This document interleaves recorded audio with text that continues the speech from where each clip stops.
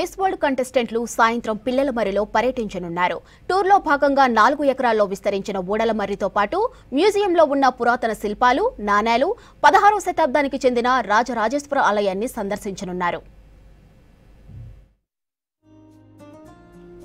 Miss world కంటెస్టెంట్ల tour కోసం చేనేత జౌళి శాఖ ఆధ్వర్యంలో పిల్లలమర్రిలో ప్రత్యేక స్టాల్ను ఏర్పాటు చేసి నారాయణపేట, గద్వాలకు చెందిన చేనేత కళాకారులు తయారు చేసిన చీరలను ప్రదర్శించనున్నారు. ఇక వీటితో పాటు వెదురుతో తయారు చేసిన వస్తువులు, పాలమూరు మహిళా సంఘాల ఆధ్వర్యంలో హస్తకళ నైపుణ్యాన్ని వివరించేలా ప్రదర్శనలు ఏర్పాటు చేశారు.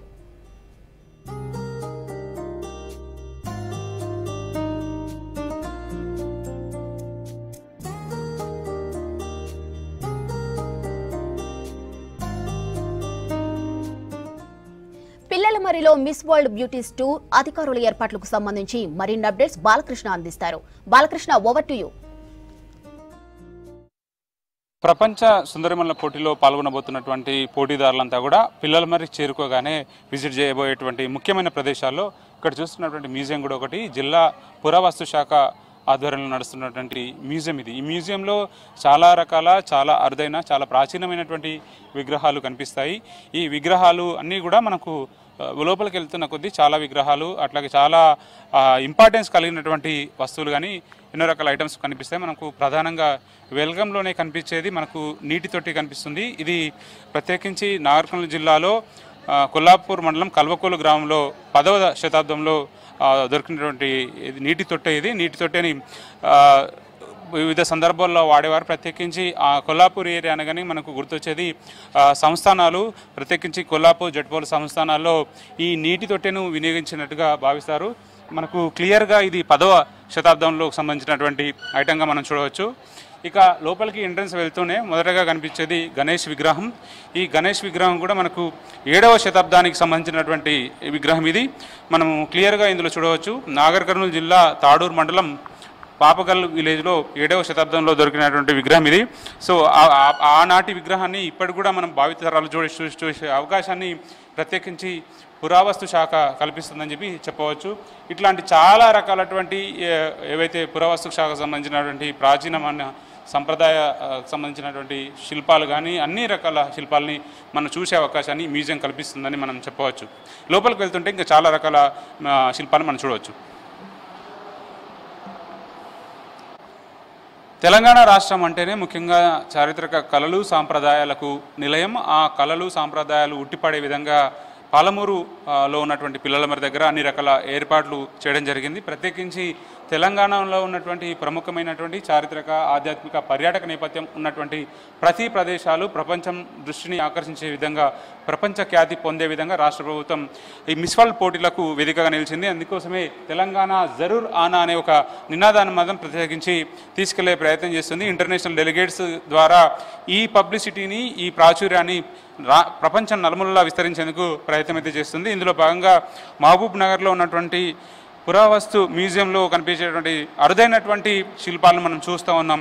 ఇక్కడ చాముండకు సంబంధించినటువంటి శిల్పం కనిపిస్తుంది. ఇది నాగర్ కర్నూలు జిల్లా కొల్లాపూర్ మండలం కొప్పనూరులో లభ్యమైనటువంటి శిల్పం ఇది. ఇది 8వ శతాబ్దానికి సంబంధించిన శిల్పాలు. మనం ఈ చాముండి శిల్పాలు మనం చూడాలంటే చాలా అరుదైన చరిత్ర కలిగినటువంటి శిల్పాలని చెప్పవచ్చు. దీని చరిత్ర కనుక పరిశీలిస్తే మార్కండేయ పురాణం ప్రకారం రాక్షస రాజైన శంభుడు అంబిక వద్దకు దూతను పంపి తనను కానీ తన తమ్ముడిని కానీ వివాహం ఆడవలసిందిగా వర్తమానం పంపినప్పుడు అందుకు అంబిక తనను యుద్ధంలో ఎవరు పురాజితం చేస్తారో వారిని వివాహం ఆడతానని చెప్పి కబురు పంపింది. అప్పుడు శంభుడు చండాముండలని రాక్షసులను యుద్ధానికి పంపగా అంబిక అతి భీకరంగా రౌద్రాకారంతో వారిని వధించారు. అందుకు అనుగుణంగా అంబికను చాముండ అనే పేరుతోటి స్థిరపడ్డారు. సో ఆ పేరు నామకరణంగా అయ్యింది కాబట్టి అప్పటి నుంచి చాముండకు ఉన్నటువంటి ప్రత్యేకతను, విశిష్టతను ఈ శిల్పాలు చాటి చెప్తున్నాయని చెప్పి చెప్పవచ్చు. ఇక్కడ మనకు ఇంకొక విగ్రహం మహిషాసుర మర్దిని విగ్రహం కనిపిస్తుంది. ఈ మహిషాసుర మర్దిని విగ్రహం కూడా 12వ శతాబ్దానికి సంబంధించిన విగ్రహం. మనకు ప్రత్యేకించి ఇక్కడ 8 చేతులు కనిపిస్తున్నాయి. కత్తి, చక్రం, త్రిశూలము, శంకు, విల్లు, బాణము, డోలు, ఒక చేతిలో శూలాలతో మహిషాసుర సంహారం చేస్తున్నట్టుగా ఇక్కడ ఈ విగ్రహం అంతటి అర్థాన్ని బోధిస్తుందని మనకు కళ్ళ కట్టినట్టుగా ఇక్కడ వివరమైతే ఎక్స్ప్లెయిన్ చేస్తుందని చెప్పి మనం చెప్పవచ్చు. ఇక వీరగల్కి సంబంధించినటువంటి హీరో స్టోన్ అంటారు. అట్లాగే సరస్వతి మాతకు సంబంధించినటువంటి శిల్పము. ఇక్కడ మహానంది కనిపిస్తున్నారు. మహానందిలో చెక్కినటువంటి శిల్పాలకు శిల్పకళ నైపుణ్యాన్ని మాత్రం ప్రతిబింబిస్తుందని చెప్పవచ్చు. ఆ నందికి ఉన్నటువంటి విశిష్టతను మనం క్లియర్గా తెలుసుకోవాలంటే ఇది కాకతీయ రాజుల కాలం నాటి విగ్రహం ఇది. సో ఆనాటి కాలంలో ఈ నల్ల బస్టాల్ రాయి మీద ఇది చెక్కారు. ప్రత్యేకించి ఈ ప్రస్తావన శివమహాపురంలో భాగవత పురాణంలో ఈ నంది ప్రస్తావన అనేది ఉంది. ఎద్దు ఆకారంలో కలిగినటువంటి నందీశ్వరుడు శివుడికి అత్యంత ప్రియమైనటువంటి వాహనం కాబట్టి శివుడి దేవతలలో నందీశ్వరుడికి ప్రముఖమైనటువంటి స్థానం ఉంటుంది. లింగ పురాణం ప్రకారం శివభక్తుడైన శిలాదుడి కోరిక మేరకు నందీశ్వరుని శివపుత్రుడిగా ప్రసాదించారు. శిలాదుడు అందుడైన ఋషీశ్వరుడు సర్వసాధారణంగా అన్ని శివాలయాల్లో శివుని గర్భగుడికి ఎదురుగా నందీశ్వరుడు కొలువుతీరి ఉంటాడు. తెలంగాణలోని 1000 స్తంభాల గుడి, రామప్పాలయం, పచ్చల సోమేశ్వరాలయం, ఛాయా సోమేశ్వరాలయంలో ఉన్నటువంటి నందీశ్వరులు అలంకరణ భరితులై ఉంటారు. ప్రస్తుతం ప్రదర్శనలో ఉన్నటువంటి ఈ నందీశ్వరుడు కూడా కాకతీయ శిల్ప చాతుర్యానికి అలంకరణకు ఒక మచ్చుతునకగా మనం చెప్పవచ్చు. అంతటి ప్రత్యేకత ఈ నందీశ్వరుడికి ఉందని చెప్పవచ్చు. ఈ శివలింగానికి ఉన్న ప్రత్యేకత నల్ల గ్రానైట్ రాయి మీద ఉన్నటువంటి శివలింగం. ఆ శివలింగమే ఎంతో ఆకర్షణగా కనిపిస్తుంది. లింగ పురాణము అట్లాగే వాస్తుశాస్త్రంలో శివలింగం ప్రాముఖ్యత గురించి వివరించారు. లింగాలు 2 రకాలు, అవి అందులో చెలించేవి, చెలించనివి. అంతేగాక లింగాల్లో అష్టోత్తర శతక లింగాలని, సహస్రలింగాలని, ముఖలింగాలని 3 భాగాలు ఉన్నాయి. లింగ పురాణం మరియు వాస్తు శాస్త్రం ప్రకారం లింగ ఆవిర్భావం గురించి వివరాలు ఉన్నాయి. లింగం 2 విభాగాలుగా పానవట్టం అట్లాగే శూలం కలయిక మరియు పానవట్టి ఉమాదేవి గాను శూలం శివుడు గాను పరిగణిస్తారు. శివారాధన అనేది చాలా ముఖ్యంగా ఇక్కడ ప్రస్తావించవచ్చు. ముఖ్యంగా తెలంగాణలో కాకతీయ కాలంలో అనేకమైన శివాలయాల నిర్మాణం జరిగింది. అందులో ముఖ్యంగా రామప్పాలయం, 1000 స్తంభాల గుడి, కూసుమంచి శివాలయం, పచ్చల సోమేశ్వరాలయం, ఛాయా సోమేశ్వరాలయం, సోమేశ్వర ఎరికేశ్వరం మరియు త్రికూటాలయాలు ముఖ్యమైనవి. ప్రస్తుత శివలింగం కల్వకోలుకు చెందిన విశిష్టమైన శివలింగం. కాకతీయుల కాలం నాటి శివలింగంగా ఈ శివలింగానికి ఒక ప్రత్యేకత ఉందని చెప్పవచ్చు. ఇక ఇట్లా ఎన్నో రకాలైనటువంటి శిల్పాలు ఉన్నాయి. కొన్ని మహమ్మదీయుల కాలంలో ధ్వంసమైనటువంటి శిల్పాలు కూడా ఉన్నాయి. వాటిని అంతే జాగ్రత్తగా ధ్వంసమైనప్పటికీ కూడా పాక్షికంగా ధ్వంసమైన, పూర్తి స్థాయిలో ధ్వంసమైన వాటి చరిత్రకు ఉన్నటువంటి నేపథ్యాన్ని భావితరాలకు పరిచయం చేసే ఉద్దేశంతో వీటిని సంరక్షిస్తూ మ్యూజియంలో ఏర్పాటు చేశారు. ఇప్పుడు ప్రస్తుతం మనం చూస్తున్నది కూడా పార్శ్వనాథ విగ్రహం. ఇది 10వ శతాబ్దానికి సంబంధించిన విగ్రహం. శిరస్సుపై 7 తలల సర్పము, చేతులు ధ్యానముద్రలో ఉండడం ఇది ఒక ప్రత్యేకతగా చెప్పవచ్చు. పూర్తిగా ఈ విగ్రహానికి ఉన్నటువంటి నేపథ్యాన్ని కనుక పరిశీలిస్తే జైన సాహిత్యమైన దిగంబర పురాణంలో ఈ విగ్రహానికి ఉన్నటువంటి ప్రత్యేకతను వివరించారు. జైన మతాచార్యుల్లో 23వ తీర్థంకరుడు పార్శ్వనాథుడు. సో ముఖ్యమైన 4 తీర్థంకరుల్లో పార్శ్వనాథుడు ఒకడు. పార్శ్వనాథుడి జననం క్రీస్తు పూర్వం 8వ-9వ శతాబ్దంలో ఉండవచ్చని చారిత్రకారులు విశ్వసిస్తున్నారు. అంతటి ప్రత్యేకత కలిగినటువంటి పార్శ్వనాథుడి విగ్రహం కూడా మనము ఇక్కడ చూడవచ్చు. సో చాలా రకాల శిల్పాలు, విగ్రహాలు, అనేక రకమైనటువంటి శిల్పాలు ఈ మ్యూజియంలో కనిపిస్తున్నాయి. కాబట్టి అందుకే ప్రత్యేకత కలిగినటువంటి శిల్పాలన్నిటి కూడా మనం ఇక్కడ చూస్తున్నాం. ప్రత్యేకించి ఇక్కడ మ్యూజియంలో మనం చూడదగ్గ అంశాలు పంచలోహ విగ్రహాలు, విద్రి వస్తువులు మరియు ఇతర ఆయుధాలు కూడా మనకు ఇక్కడ స్పష్టంగా కనిపిస్తున్నాయి. అందులో మనం చూడవచ్చు పంచలోహ విగ్రహాలు చాలా అద్భుతంగా సీతామాత, శ్రీరాముడు, లక్ష్మణుడు సమేత సీతామాత మనకు ఎంతో అద్భుతంగా దర్శనమిస్తున్న దృశ్యాలు కనిపిస్తున్నాయి. దీపకన్య, శ్రీదేవి, విష్ణు, భూదేవి విగ్రహాలు కూడా చాలా అద్భుతంగా కనిపిస్తున్నాయి. ఇక్కడ మనకు హుక్క అట్లాగే లోట, దాని తర్వాత ఆప్తాబా, టీపాయ్, ఇట్లా వీటితో పాటు వివిధ రకాల ఆయుధాలు, కవచాలు మనకు ఇక్కడ మనం క్లియర్గా చూడవచ్చు.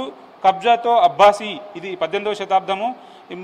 ఇక్కడ ఉన్నటువంటి ఆయుధాలన్నీ కూడా 18వ శతాబ్దం సంబంధించిన ఆయుధాలే కనిపిస్తున్నాయి. శైలాప, అబ్బాసీ, శైలాప, ఈ 2 రకాల విగ్రహాలు కూడా ఆయుధాలు కూడా మనము ఇక్కడ స్పష్టంగా చూడవచ్చు.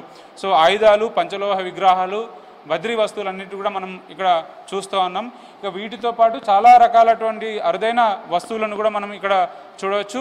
మెగాలిథిక్ పీరియడ్కి సంబంధించినటువంటి బృహత్ శిలా యుగానికి సంబంధించినటువంటి మట్టి పాత్రలు కానీ అట్లాగే మట్టి వస్తువులు కానీ అన్నీ మనకు కళ్ళకు కట్టినట్టుగా ఇక్కడ వివరిస్తున్నటువంటి దృశ్యాలు మనం చూస్తూ ఉన్నాం.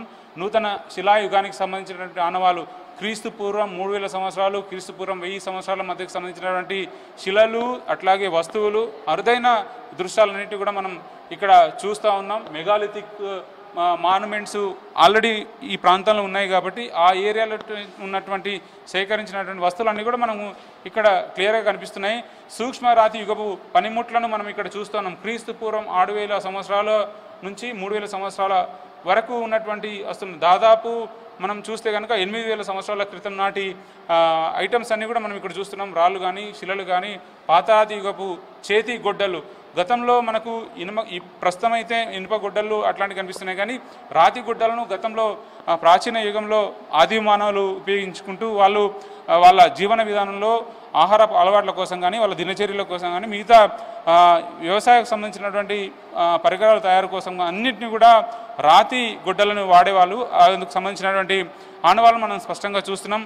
ఇక్కడ శిలాతోరణం కనిపిస్తుంది, ద్వార శాఖలు అని చెప్తాము. ఇది కొప్పనూరు ప్రాంతంలో నాగర్ కర్నూలు జిల్లా కొల్లాపూర్ మండలం కొప్పనూరులో నుంచి తీసుకొచ్చినటువంటి శిలాతోరణం. ఇది చాలా అరుదైన శిలాతోరణాలు మనం ఇట్లా చూస్తాం కాబట్టి ఈ ప్రత్యేకత కలిగినటువంటి ఈ ద్వార శాఖలు, ద్వార తోరణాలన్నీ కూడా చాలా అట్రాక్ట్ చేస్తున్నాయి. ఈ అన్నీ కూడా ప్రపంచం నలుమూల నుంచి వచ్చే, వివిధ దేశాల నుంచి వచ్చేటువంటి పోటీదారులు, ప్రతినిధులు అంతా కూడా మిస్ వరల్డ్ పోటీలో పాల్గొంటున్నారు కాబట్టి వాళ్ళంతా కూడా పిల్లల మరికి వచ్చి ఈ అన్ని ప్రత్యేకత కలిగినటువంటి వీటన్నిటిని కూడా చూడబోతున్నారు. వీటన్నిటిని చూసిన తర్వాత ఈ క్రీస్తు పూర్వం నాటి సంబంధించిన చరిత్ర కలిగినటువంటి శిలలు కానీ, పనిముట్లు కానీ, మిగతా పంచలోహ విగ్రహాలే కానీ అన్ని రకాల వస్తువులను చూడడం ద్వారా వీటికి ఉన్నటువంటి ప్రత్యేకతను, ప్రత్యేకించి తెలంగాణకు ఉన్నటువంటి చారిత్రక నేపథ్యము, అట్లాగే పర్యాటక విశిష్టతను అన్నీ ప్రపంచం నలుమూలలకు విస్తరించే అవకాశం ఉంది. గొప్పతనాన్ని వాళ్ళు కూడా ప్రత్యేకించి తెలుసుకునే అవకాశం ఉంటుంది కాబట్టి అవన్నీ మనం వీటి ద్వారా వాళ్ళు లర్నింగ్ అయ్యి వాటిని విశ్వవ్యాప్తం చేయడానికి అవకాశం కనిపిస్తుంది. అన్ని రకాల విగ్రహాలు, భైరవ విగ్రహము, వీరగాలి విగ్రహాలు, అన్ని రకాల విగ్రహాలు మనకు కనిపిస్తాయి. ఇది ప్రత్యేకించి పంచలోహ పాత్ర. ఇది గద్వాల ప్రాంతంలో తవ్వుతున్న సందర్భంలో ఈ పాత్ర లభ్యమైంది. ఇందులో ఎట్లాంటి వస్తువులు, ఆభరణాలు లేకపోతే విలువైన సంపద మాత్రం లభించలేదు, కానీ చాలా పంచలోహ పాత్రని ఎక్స్కావేషన్ చేస్తున్న సందర్భంలో ఇది లభ్యం కావడం జరిగింది. పురావస్తు శాఖ అధికారులు వీటిని బయటికి తీసి సంరక్షిస్తూ మ్యూజియంలో భద్రపరచడం జరిగింది. సో ఇట్లాంటి ప్రదర్శనలన్నింటినీ కూడా చూడాలంటే ఖచ్చితంగా ఈ పిల్లల మరి సంబంధించినటువంటి పురావస్తు శాఖ మ్యూజియంని సందర్శించాల్సిన అవసరం ఎంతైనా ఉంది.